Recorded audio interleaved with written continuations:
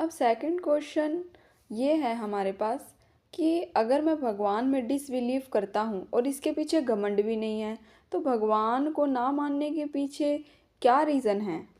तो वो कहते हैं रीज़न, यानी वो कहते हैं कि मुझे ऐसे लगता है अगर किसी के पास चीज़ों को परखने की क्षमता है, ठीक है, तो वो अपने आसपास जो भी प्रतिक्रियाएं हो रही होती हैं उसको ऊपर विचार करके देखता है कि इन्वायरमेंट में क्या हो रहा है, फिर उसके हिसाब से वो डिसीजन लेता है। तो वो कहते हैं कि जब कुछ हुआ हुआ हो और उसको उस चीज़ को लेकर हमारे पास कोई डायरेक्ट प्रूफ भी नहीं है, तो डायरेक्ट प्रूफ ना होने की वजह से उसके ऊपर हमारे पास फिलोसफी आ गई बहुत सारी। डायरेक्ट प्रूफ की यानी सबूतों की जगह जो है फिलोसफियों ने ले ली। जैसे कि मेरा दोस्त कहा करता था कि philosophy is the outcome of human weakness, कि जो फिलोसफी है वो ह्यूमन क्योंकि ह्यूमन के पास कोई प्रूफ तो है नहीं, तो वो अपनी फिलोसफियाँ बना लेता है उस चीज़ को साबित करने के लिए। अब वो फिलोसफियाँ सही है या नहीं है वो तो किसी को नहीं पता, क्योंकि सबकी फिलोसफी अलग अलग होती है, सबके विचारधारा अलग अलग होती है किसी भी चीज़ को लेकर। जैसे कि कोई कहता है कि चाय नहीं पीनी चाहिए, कोई कहता है पीनी चाहिए, कोई कहता है दूध वाली नहीं पीनी चाहिए, कोई कहता है कि आंवले वाली पीनी चाहिए, कोई कहता है कि चाइना में अच्छी चाय होती है। तो ये चाय को लेकर विचारधाराएं हैं, सबकी फ़िलोसफी अलग अलग है, लेकिन ठोस प्रूफ क्या है, वो एविडेंस हमें चाहिए। तो ऐसे ही जब एविडेंस नहीं होते तो फिलोसफियाँ आ जाती है उसकी जगह। तो जब हमारे एंसेस्टर्स के पास समय था मिस्ट्रीज़ को सोल्व करने का, संसार की मिस्ट्रीज़ को सोल्व करने का, चाहे वो पास्ट की हो, प्रेजेंट की हो, फ्यूचर की हो, कि यानी क्यों है, क्या है, कैसा है, उनके पास प्रूफ्स कम पड़ गए थे। तो सबने चीज़ों को अपने अपने तरीके से प्रॉब्लम को सोल्व करने की कोशिश करी। और इसी का ही कारण है कि हम देखते हैं जैसे हमारे भारत में रिलीजन को लेकर कितने अलग अलग संप्रदाय हैं, कितने अलग अलग कल्ट्स और क्रीड्स हैं जो कि कॉन्फ्लिक्ट करते हैं आपस में, क्योंकि भगवान को लेकर जैनिज़्म का एक अलग नज़रिया है, मुस्लिम्स का एक अलग नज़रिया है, हिंदूज़ का एक अलग नज़रिया है। हमारे भारत में किसी चीज़ को लेकर नज़रिया अलग है, ऑक्सीडेंटल यानी वेस्ट में फ़िलोसफीज़ अलग हैं। हमारे पास वेरियस स्कूल्स ऑफ थॉट्स हैं, यानी फ्रेंच वाले जो लोग हैं उनके अलग थॉट्स हैं, अमेरिका के लोगों के थॉट्स अलग हैं, आर्य समाज की अलग हैं, सनातन धर्म के अलग हैं। फिर वो आगे कहते हैं कि चारवाक जो है अभी भी एक इंडिपेंडेंट थिंकर है और पुराने समय का, जिन्होंने अथॉरिटी ऑफ गॉड के क्वेश्चन को उन्होंने चैलेंज करा था। सबकी फ़िलोसफीज़ अलग अलग हैं और सबको अपनी फ़िलोसफीज़ ठीक लगती हैं, और यहीं पर ही हमें मिसफॉर्चून देखने को मिलता है। तो इसमें आगे भगत सिंह कहते हैं कि हमने कोई एक्सपेरिमेंट्स करके नहीं देखे, जो हमारे एंशियंट सावंत से यानी जानकार थे, थिंकर्स थे, उनसे हमने इतना ज़्यादा कुछ नहीं सीखा फ्यूचर स्ट्रगल के बारे में। Ignorance, future struggle against ignorance, यानी कि इग्नोरेंस के खिलाफ जो भी उन्होंने स्ट्रगल करा था, ठीक है, उनसे हमने कुछ नहीं सीखा, हमने कोई सॉल्यूशन निकालने की कोशिश नहीं करी भगवान के प्रति, ठीक है, हम सुस्त रहे। और जो भी हमने मान्यता बनाई थी उसको हमने कहा कि ये हमारी साहसी और दृढ़ मान्यताएं हैं, और इसीलिए हम देखते हैं कि हमारे आपस में डिफरेंसेस रहते हैं रिलीजन को लेकर, और एक अस्थिरता बनी रहती है ह्यूमन प्रोग्रेस में, ठीक है, एज ए रिलीजन भी ये एक ह्यूमन प्रोग्रेस में अस्थिरता का कारण हमको देखने को मिलता है। कोई भी इंसान हो जो प्रोग्रेस कर रहा होता है उसको क्रिटिसाइज़ करना पड़ता है, डिसबिलीव करना पड़ता है, यानी जिस चीज़ को वो मानता है उसे नहीं मतलब उसको एक बार उसे डिसबिलीव करके देखना पड़ता है, और चैलेंज करना पड़ता है हर एक उस चीज़ को जो कि कनेक्टेड है पुराने विश्वासों से। धीरे धीरे हर चीज़ को लेकर जो कि पुराने समय से चली आ रही है, पुराने समय से फेथ चले आ रहे हैं, उनको से खुद से रीज़न आउट करना पड़ता है कि क्या ये सही है, क्या ये ठीक नहीं है। और जब बहुत सोचने और समझने के बाद उसके बाद अगर इंसान किसी एक पर्टिकुलर थ्योरी और फिलोसफी पे आता है, तब हम कह सकते हैं हाँ उसका फेथ वेलकम है, ठीक है, तब हम उसके विश्वास का स्वागत कर सकते हैं। तो वो आगे कहते हैं कि जो भी उसने रीजनिंग लगाई किसी भी चीज़ की, किसी को चीज़ को मानने के पीछे जो भी उसके रीज़न रहे होंगे वो गलत भी हो सकते हैं, मिसलीडिंग, रॉन्ग भी हो सकते हैं, फेलेशियस भी हो सकते हैं। फिर वो कहते हैं लेकिन अगर उसके पीछे उसने रिसर्च करी और फिर उसकी चीज़ें गलत निकली, उसको करेक्ट किया जा सकता है। क्योंकि अगर हम उसको सही गाइडेंस देंगे कोई भी उस चीज़ के पीछे, वो उसको फिर सही चीज़ को स्वीकार कर लेगा। लेकिन जो ब्लाइंड फेथ होता है वो डेंजरस होता है, वो हमारे ब्रेन को डल बना देता है और एक मैन को रिएक्शनरी बना देता है। एक ऐसा इंसान जो अपने आप को रियलिस्ट बताता है, जो कि भगत सिंह अपने आप को एक रियलिस्ट बताते थे, उसे चैलेंज करना पड़ता है होल एंशंट फेथ, जितना भी पुराने समय का बिलीव्स रहे हैं उसको वो जो रियलिस्ट होता है उसे चैलेंज करता है। अगर एक रियलिस्ट के पास तर्कों के यानी जो भी फेथ चले आ रहे हैं उनको लेकर कोई वोलेंट और स्ट्रॉन्ग अटैक नहीं है तो वो टूट जाएगा। तो फिर वो क्या करेगा? अगर ऐसा उसके साथ होता है तो उसकी जो भी नॉलेज गेन करी थी उसे उसे दोबारा से फिर से शुरू करना पड़ेगा, उसे दोबारा से बिल्ड करनी पड़ेगी अपनी एक न्यू फिलोसफी, और ये एक नेगेटिव साइड हो सकती है। अब इसके बाद एक पॉजिटिव वर्क शुरू होता है।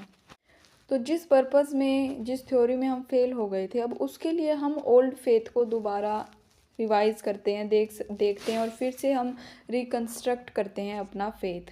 फिर भगत सिंह कहते हैं, जहाँ तक मेरी बात है मैंने इस सब्जेक्ट पे ज़्यादा स्टडी नहीं करी है। फिर वो कहते हैं, मेरा मन था, मेरी डिज़ायर थी कि मैं ओरिएंटल फ़िलोसफी को पढूं। ओरिएंटल जो होता है वो ईस्ट और जो साउथ ईस्ट एरिया होता है वहाँ से जो भी फ़िलोसफीज़ निकली है वो होती है, और जो ऑक्सीडेंटल होता है वो हम वेस्ट को कह देते हैं। तो वो कहते हैं कि मेरा ओरिएंटल फ़िलोसफी यानी जो भी ईस्ट और साउथ ईस्ट की फ़िलोसफीज़ थी, मैं उनको मेरी डिज़ायर थी कि मैं उन्हें पढूं, लेकिन मुझे इतनी अपॉर्चुनिटी नहीं मिली। फिर भगत सिंह आगे कहते हैं कि मैं इस चीज़ को लेकर कन्विंस हूँ कि मैं किसी सुप्रीम बीइंग में नहीं मानता, ना ही मैं मानता कि सुप्रीम बीइंग है जो कि नेचर्स की मूवमेंट को कंट्रोल कर रहा है।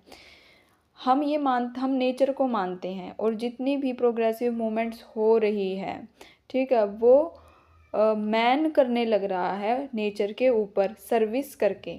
इस चीज़ के जो भी मूवमेंट्स हो रही है, इस चीज़ के पीछे कोई भी कॉन्शियस पावर नहीं है, ठीक है, यही हमारी फ़िलोसफी है, ठीक है।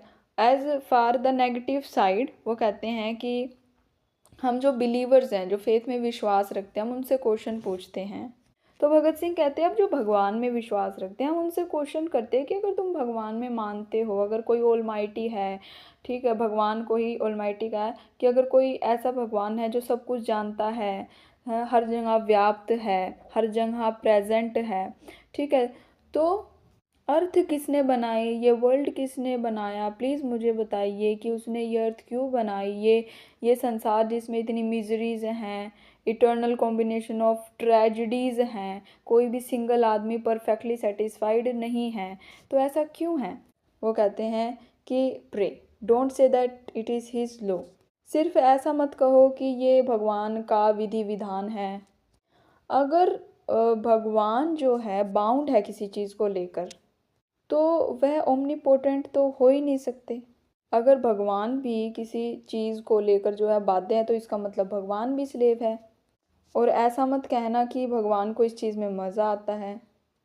जो नीरो था उसने रोम को जलाया, उसने लिमिटेड नंबर ऑफ पीपल को मारा, ठीक है, उसने बहुत ही कम ट्रेजेडीज़ क्रिएट करी सिर्फ अपनी इंजॉयमेंट के लिए। तो अब उसकी क्या प्लेस है हिस्ट्री में? जो हिस्टोरियंस होते हैं वो नीरो को किस नाम से मेंशन करते हैं जब हम हिस्ट्री पढ़ते हैं?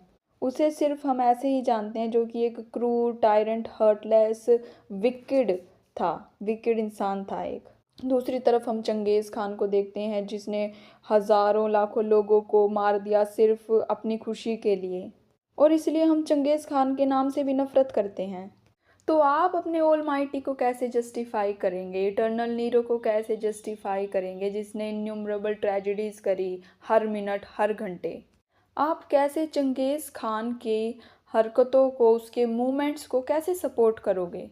तो जो नीरो और चंगेज़ खान थे उन्होंने दुनिया पर अत्याचार किया, तुम उसे कैसे डिफ़ाइन करोगे कि वो घटिया आदमी थे?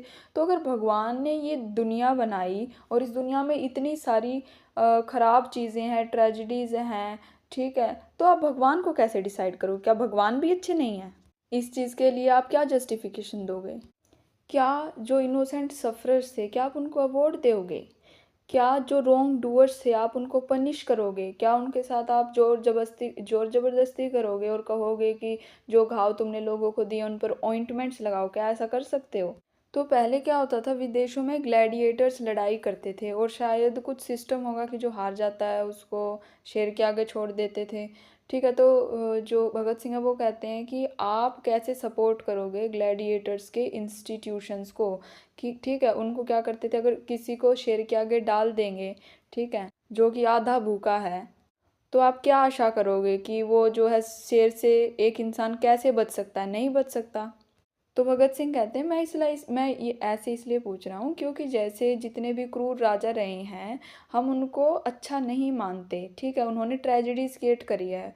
और अगर आप कहते हो कि भगवान ने ये पूरी दुनिया बनाई है तो भगवान ने तो इतनी ट्रेजेडीज क्रिएट करी है जो कि अनगिनत है, तो आप भगवान को क्या कहोगे, क्रूर या फिर भगवान कहोगे? तो भगत सिंह कहते हैं कि चलो हिंदू के पास, जो हिंदूज़ हैं उनके पास तो जो मैंने क्वेश्चन पूछा है इसके आंसर में कुछ ना कुछ होगा, लेकिन चलो मोहम्मद और क्रिश्चियंस की बात करते हैं। वो कहते हैं कि जो मोहम्मदन क्रिश्चियंस होते हैं वो तो प्रीवियस बर्थ में बिलीव ही नहीं करते, लेकिन हिंदूज तो करते हैं। तो हिंदू क्या तर्क देते हैं कि हमने जो है पुराने पिछले जन्मों में कोई बुरे कर्म करे थे तो इसलिए हमको भी इस प्रेजेंट टाइम में जो है ऐसे समस्याओं का सामना करना पड़ा, ये हमारे कर्मों का फल है। लेकिन जो मोहम्मद और क्रिश्चियंस है वो तो पुनर्जन्म को, सॉरी पुनर्जन्म नहीं, प्रीवियस यानी उनके पहले जन्मों को मानते ही नहीं, और अगर पहले उनका जन्म हुआ ही नहीं और उन्होंने कोई गलत काम करा ही नहीं, फिर उनके साथ मिजरीज क्यों हो रही है इस दुनिया में? क्या जो क्रिश्चियंस और मोहम्मदन है, क्या अपने भगवान को, अपने गॉड को वो फ़ोन लगा सकते हैं और पूछ सकते हैं कि भाई प्रेजेंट सिचुएशन में इतनी ट्रेजिडीज़ क्यों हैं? ठीक है, और क्या भगवान आराम से कह सकते हैं कि सब कुछ ठीक है, ऑल इज़ वेल? फिर भगत सिंह आगे कहते हैं कि डंजियंस ऑफ प्रिजन, यानी कि डंजियंस होते हैं जो अंडरग्राउंड प्रिजन होते हैं, ताकि आप अगर पहले के समय में देखेंगे तो पहले के समय तो और भी ज़्यादा खतरनाक तरीके से सज़ा मिलती थी। विदेशों में देख लो या भारत में देख लो, अब तो फिर भी सज़ा का एक ज़्यादा से ज़्यादा फांसी मिल जाती है, पहले की सज़ाएँ और भी खतरनाक होती थी। तो भगत सिंह कहते हैं कि जो इस तरीके के प्रिजनर्स हैं, ठीक है, यानी जेल है, ऐसी खतरनाक जेल है जहाँ पर सूरज की किरणें भी नहीं आ रही, ठीक है, लोग भूखे मर रहे हैं, मिलियंस ह्यूमन बींग जो है छोटी छोटी जगहों में, स्लम्स में, हट में पड़े हुए हैं, लेबरर्स को एक्सप्लॉइट करा जा रहा है, जो पेशेंट है वो देख रहे हैं कि जो कैपिटलिस्ट वेम्पायर्स है उनके पैसे को खाने लग रहे हैं, उनका खून चूसने लग रहे हैं, ह्यूमन की जो एनर्जी है वो वेस्ट होने लग रही है। जो एक कॉमन सेंस हम कह सकते हैं कि शिवर और हॉरर हम हर तरफ देख सकते हैं। जो पैसा नॉर्मल लोगों में उनकी आजीविका को सुधारने के लिए डिस्ट्रीब्यूट किया जा सकता है वो पानी में फेंकने लग रहे हैं, नीडी को ज़रूरत है उसको दे ही नहीं रहे हैं। जो राजाओं के दरबार बने हुए हैं वो तो लोगों की हत्याओं पर बने हुए हैं। क्या तुम्हारे गॉड इन, अगर तुम्हारे गॉड हैं, अगर तुम कहते हो तो क्या इन चीज़ों को वो डिफाइन कर सकते हैं? फिर भगत सिंह कहते हैं कि चलो हिंदुओं तुम बताओ, तुम तो ये कहते हो ना कि आज जो इस प्रेजेंट समय में जो लोग दुख भोग रहे हैं वो पिछले जन्म में कोई बुरे काम कुछ पाप करके आए हैं। अच्छा, तो फिर भगत सिंह कहते हैं कि चलो अगर जो लोग जिन्होंने पिछले जन्म में पाप करे वो इस जन्म में भुगत रहे हैं अपने पिछले कर्मों के फल, फिर वो कहते हैं जो आज के समय में पाप कर रहे हैं क्या वो पिछले जन्म में संत थे? तो वो कहते हैं कि लोगों ने इतने रीजंस और डिसबिलीफ्स जो है फैला रखे हैं बहुत ही चालाकी से, अब इस चीज़ को कैसे जस्टिफाई करोगे? वो कहते हैं कि चलो इस आर्गुमेंट को और आगे बढ़ा के देखते हैं कितनी आगे बढ़ सकती है।